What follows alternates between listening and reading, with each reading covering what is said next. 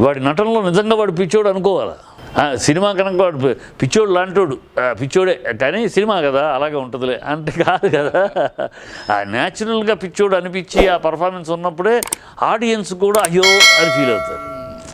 వాడు పై నటనగా సినిమా కనుక మనం న్యాచురల్గా ఉండాలి సినిమా కనుక అంటే కాదు. సాంగులు న్యాచురలా మరి? ఇవాళ న్యాచురల్ యాక్టింగ్ అంటారు, సాంగులు మరి న్యాచురలా? ఎక్కడైనా అమ్మాయి అబ్బాయి ప్రేమించుకుంటే పాటలు పాడేస్తారా? ఎక్కడన్నా ఫైట్లు న్యాచురలా? అంటే గౌక్కుని 10 మంది 20 మంది కొట్టేస్తారు సమాజంలో? లేదు కదా.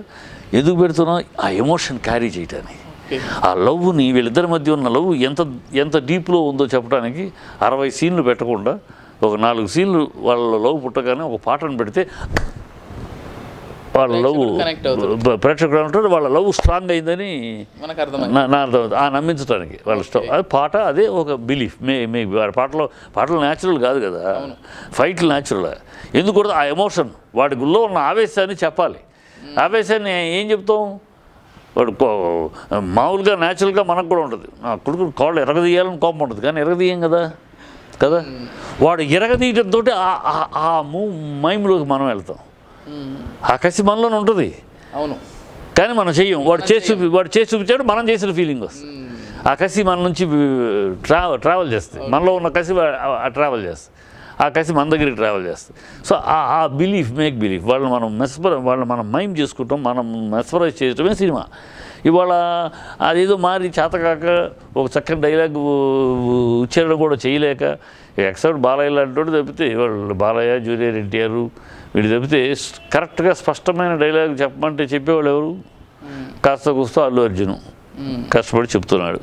వీళ్ళు తప్పితే మిగతా అందరూ వాళ్ళు English mixed, English accent, Telugu యాక్సెంటే ఉండదు, ఆ తెలుగు స్వచ్ఛతే ఉండదు, ఆ స్పష్టతే ఉండదు. ఆ తెలుగు తీయదను, తెలుగు దేశ భాషలందు తెలుగు లెస్స అంటే వీళ్ళు మాట్లాడే తెలుగు వింటూ ఉంటే ఆ లెస్స ఇది లెస్స అనిపిస్తుంది. సో అది చేతకాక అలాంటి కాక చెప్తూ ఉంటారు. బట్ ఈ స్టార్స్, ఆ ఆర్టిస్టులు రాకపోవడానికి కారణం కూడా టాలెంట్ ఉన్నవాళ్ళు కూడా ఇక్కడికి వచ్చి మనం ఏం చేయాలి? వద్దండి పెర్ఫార్మెన్స్ వద్దండి, ఎందుకు వీడు చేయలేడు కనుక యాక్టింగ్ వద్దండి, న్యాచురల్గా చేయండి. న్యాచురల్గా ఏం చేస్తాం? న్యాచురల్ అయితే సినిమా, న్యాచురల్ అయితే సినిమా కాదు అసలు, అది ఆర్ట్ ఫిలిం, అవి వేరు. రెగ్యులర్ సినిమా, కమర్షియల్ సినిమా అనేది cannot be art cinema. Art cinema is different. Art సినిమాలో ఒక ఇష్యూ ఉంటుంది, ఒక సమస్య ఉంటుంది. ఆ సమస్యను చెప్పే విధానంలో పరిష్కార మార్గం చెప్పటమో లేకపోతే ఆ సమస్యను ఎత్తి చూపటమో అది వేరు. అక్కడ న్యాచురల్గా వేరే పర్ఫార్మెన్స్ లేకుండా అక్కడ యాజిటీస్ ఏంటో ఒరిజినల్ ఉండాలి. ఇక్కడ కమర్షియల్ దానికి అది కాదు కదా. Commercial cinema is not art cinema. ఆ డిఫరెన్స్ లేదు. ఈ డిఫరెన్స్ లేకుండా చేతకాక డైలాగ్ రాసేవాళ్ళకి రాయటం చేత కాదు, చేయించుకునేవాడికి చేయించుకుంటాం చేత కాదు, చేసేవాడికి చేత కాదు. 80% ఆ టైంలో ఉన్నారు. అన్నీ ప్రతోడు తొడగొట్టేవాడే, ప్రతోడు అటువైపు చూడొద్దు, ఇటువైపు చూడకు, రెండో వైపు చూడకు. అదే ఒక చిరంజీవి చెప్తే సాగుద్ది, ఒక బాలయ్య చెప్తే సాగుద్ది. ప్రతోడు అదే డైలాగా. బాలయ్య తొడగొడితే జనాల్లో రెస్పాన్స్ ఉంటుంది. చిరంజీవి కటింగ్ ఇచ్చుకో అంటే రెస్పాన్స్ ఉండదు. అది నువ్వు ప్రతోడు కటింగ్ ఇచ్చుకో అంటే నువ్వు త్వరలో కొడితే నా జనాలు రిసీవ్ చేసుకుంటారు. వీళ్ళు ఆ టైపులో వెళ్ళిపోతున్నారు తప్పితే. సో న్యాచురల్ డైరెక్ట్ ఆర్టిస్టులు ఉన్నారు, ఉండకుండా ఉండరు. కానీ వాళ్ళకి ఈ ఇండస్ట్రీకి వచ్చి చేయటానికి ఏముంది? ఇక్కడ ఏమి ఉండదు చేయడానికి. ఉన్న గాలి సోది చెప్తే మనం పర్ఫార్మెన్స్ చేయడానికి లేవు. పర్ఫార్మెన్స్ అంటే పాత్రలు కూడా ఉండవు. విలన్ అంటే ఎంతసేపు, ఏ సినిమా చూడు, విలన్ అంటే ఎంతసేపు మొదటి సీన్ నుంచి ఆఖరి సీన్ దాకా ప్లాన్ చేస్తూ ఉంటాడు, ఓడిపోతూ ఉంటాడు, ప్లాన్ చేస్తూ ఉంటాడు, ఓడిపోతూ ఉంటాడు, ఆఖరిలో చంపేయబడతాడు. అంతే, ఎంతసేపు అంతే.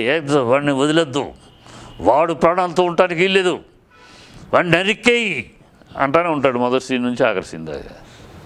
ఒక్కొక్కడిని నరికేయని ఒక్కొక్కడిని పంపిస్తూ ఉంటాడు, ఒక్కొక్కడిని వాడిని నరికి పంపిస్తూ ఉంటాడు, ఆఖరిలో వీడిని నరికేస్తాడు. అంతేగాని విలన్ అంటే వాడిని ఒక పర్ఫార్మర్గా లేదు, షౌటింగ్ కింగే, అరవడమే. విలన్ అంటే అరవడమే. వాడికి ఒక పాత్ర, వాడు ఔచిత్యం, వాడు ఆ దుర్మార్గపు దీనికి సంబంధించిన సీన్లు కానీ అవును. ఆ క్రూరత్వానికి ఎందుకు క్రూరత్వానికి ఇప్పుడు ఒకడు క్రూరుడు అయ్యాడంటే లాజిక్ కూడా ఉండాలి. వాడు క్రూరుడు కనుక క్రూరుడు అంటే కాదు, విలన్ అంటే విలన్ కనుక విలను అంటే కాదు. విలన్ ఎందుకు అయ్యాడని ఒక సీన్ పెట్టి నువ్వు వాడిని జస్టిఫై చేసి వాడి పాయింట్ ఆఫ్ వ్యూలో వాడిని విలన్ జస్టిఫై చేస్తే వాడు చేసే క్రియలకి టెంపో ఉండదు. అలాంటి వాడిని ఒక మంచి సమర్థుడైన ఒక వాడిని హీరో దెబ్బ కొడితే హీరో అవుతాడు. మామూలు గాలి కేకలేసేవాడిని కొడితే ఎంతసేపు వీడేంది హీరో ఎందుకు పోడు, నాతో ఒక 50 మందిని పంపితే నేను కొట్టొస్తాను అనిపిస్తుంది.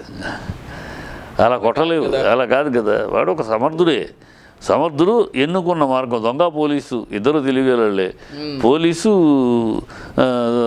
వాడి తెలివితేటలతో పోలీసు అయ్యాడు, వీడు అదే తెలివితేటలు, కానీ దొంగ మార్గం ఎన్నుకున్నాడు. వాళ్ళిద్దరు తెలివితేటలే. పోలీసు అంతే, పోలీసు ఎన్ని ఎత్తులేస్తే దొంగ అంతకు మించిన ఎత్తులేస్తాడు కదా. వాడు దొంగ తెలివితేటలు లేనివాడైతే ఎత్తులు వేయలేడు కదా. పోలీసు దొరకకుండా ఎలా దొరుకుతాడు? సో వాడు తెలియగలడు, కానీ వాడు ఎన్నుకున్న మార్గం అది, వీడు ఎన్నుకున్న మార్గం ఇది. అట్లా ఒక విశ్లేషణతో ఒక విచక్షణతో పాత్రలో క్రియేట్. ఆ రోజుల్లో ఏంటంటే ఇప్పుడు విలన్ కేవలం అరుపులు విలన్ కాదు, దానికి ఒక మోటివ్ ఉండేది. ఇప్పుడు దేవుడు చేసిన మనుషులే ఉంది. ఫర్ ఎగ్జాంపుల్ చెప్తా, Jaggayya dual role. Jaggayya villain, purpose ఏంటి? వ్యాపారం.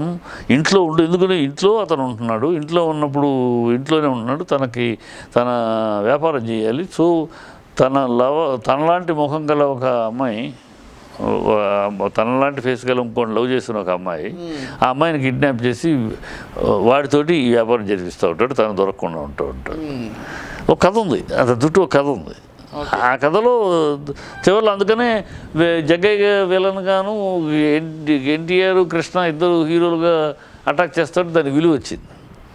మామూలుగా రిఫ్రాఫ్ విలన్ కాదు, అతను ఒక పర్పస్, ఒక ప్లానింగ్ చుట్టూ కూడా స్టోరీ తిరుగుతుంది. ఒక ప్లానింగ్లో విలన్, ఒక ప్లానింగ్లో ఈ బొమ్మలు, దేవుని బొమ్మలు, విగ్రహాలు స్మగ్లింగ్ చేయడంలో దానికి ఒక ప్లాను. దానికోసం తన రూపంలో ఉన్న అమ్మాయి, వాడిని ప్రేమిస్తున్న అమ్మాయిని కిడ్నాప్ చేయటం, అమ్మాయిని బ్లాక్మెయిల్ చేయటం. ఈ పెద్ద కుటుంబంలో అమ్మాయి ఒక కూతురు. సో ఆ అమ్మాయిని బ్లాక్మెయిల్ చేయటంలో ఇక్కడ సమస్యలు. అది చెప్పలేదు ఆ అమ్మాయి, నా ప్రియుడు స్మగ్లర్ అని చెప్పలేదు. సో ఇట్లా అంత కథ నడవబట్టి విలన్ కూడా ఇంపాక్ట్ క్యారెక్టర్ ఆర్టిస్ట్ అవుతున్నాడు. ఇక్కడ విలన్ క్యారెక్టర్ ఆర్టిస్ట్ కాబట్టి విలన్ మౌలు అంతే, నువ్వు వేయచ్చు నేను వేయచ్చు అన్నట్టు. సో అలాంటి మార్పులు చేర్పులు లేకపోవడం, అదే కొన్ని సినిమాలు వస్తున్నాయి, కొన్ని సినిమాలు అన్నీ అనట్లేదు. 80% అలా ఉన్నా 20% మళ్ళీ ఒక పాత్రోచితమైన విలను ఉన్నారు. కొన్ని సినిమాలు ఉన్నాయి. ఇంకా ఎక్కువ పెరిగితే ఇలాంటి ఆర్టిస్టులు మళ్ళీ అంటే మళ్ళీ శతాబ్దానికి ఇలాంటి వాళ్ళంతా శతాబ్దానికి ఒకళ్ళు లేనమ్మా. ఒక ఎన్టీఆర్, ఒక ఎస్వీఆర్, ఒక సావిత్రి, ఒక సూర్యకాంతం, ఒక ఎన్టీఆర్, ఇలాంటి వాళ్ళంతా శతాబ్దానికి ఒకళ్ళు. అక్కడ తమిళనాడులో ఒక ఎంజీఆర్. ఎందుకంటే వీళ్ళు శివాజీ గణేషన్ నాగేశ్వరరావు శతాబ్దానికి ఒకళ్ళు చెప్పలేము, ఎందుకంటే అది వేరు, వాళ్ళు సోషల్ పర్ఫార్మెన్స్. ఇక్కడ వీళ్ళలో ఏంటంటే వర్సటైల్. ఎన్టీఆర్ ఎందుకు శతాబ్దానికి ఒకటి, ఒక రాముడుగా, ఒక రాకుమారుడుగా, ఒక సోషల్ హీరోగా, ఒక రైతుగా, ఒక పల్లెటూరు బిడ్డగా, అన్నిటి పాత్రలు జనాల్లో చెరగని ముద్ర, ఒక దేవుడిగా ముద్రేసుకున్న పాత్ర మనిషిగా. సో వీళ్ళు ఇలాంటి రూపము, ఇలాంటి పర్ఫార్మెన్స్ చేయగలిగిన వాళ్ళు, మెప్పించగలిగిన వాళ్ళు శతాబ్దానికి ఒకళ్ళు వస్తారు. హీరోలు 20 ఏళ్ళకి ఒకళ్ళు వస్తూనే ఉంటారు. ఆనాడు దిలీప్ కుమార్ నుంచి నేటి షారూఖ్ ఖాన్ దాకా నువ్వు చూసుకుంటే 20 ఏళ్ళకి ఒక హీరో.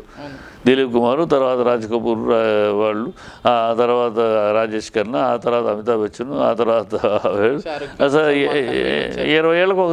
అలాగే తెలుగులో చూసుకుంటే ఎన్టీఆర్ తర్వాత కృష్ణ శోభన్ బాబు, ఆ తర్వాత కృష్ణరాజు, ఆ తర్వాత చిరంజీవి, ఈ తర్వాత మహేష్ బాబు. 20 ఏళ్ళకి నీకు ఎప్పటికప్పుడు 20 ఏళ్ళకి ఇలాంటి స్టార్స్ వస్తూనే ఉంటారు. వీళ్ళు ఆ టైంకి 20 ఏళ్ళు వస్తారు, స్టార్స్ అవుతారు, చలామణి అయిపోతారు, మళ్ళీ ఇంకో స్టార్ వస్తారు. బట్ ఈ శతాబ్దపు నటులు వీళ్ళే.